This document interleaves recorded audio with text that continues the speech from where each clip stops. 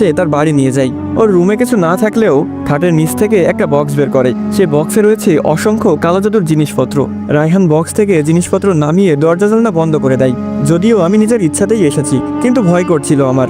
রাগ বা ভালোবাসা অর্জনের ইচ্ছা আছে, তবে ভয়টা এখানে আসার পরে করছে। এখন অন্য কোনো পথও নেই। নিপাকে ছাড়া আমি একদিনও ভাবতে পারবো না। রায়হান দরজা জানলা বন্ধ করার পর রুমে চারটা মোমবাতি জ্বালাই। এক পাশে আমাকে বসাই, অন্য পাশে রায়হান বসে।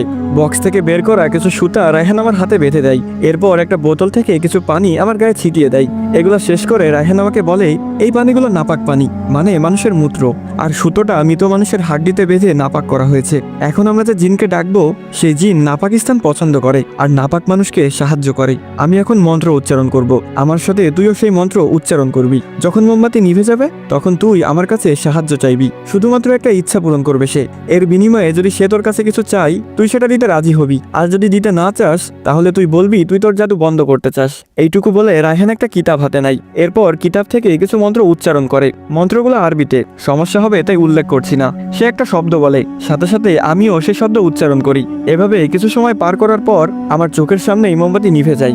দরজা জ্বালানো বন্ধ থাকলেও বাহিরের আলো মোটামুটি রুমে ছিল। সেই আলোতে আমি রায়হানকে দেখতে পাচ্ছিলাম। রায়হান আমার দিকে তাকিয়ে গম্ভীর স্বরে বলে, বল তোর কোন ইচ্ছা পূরণ করব।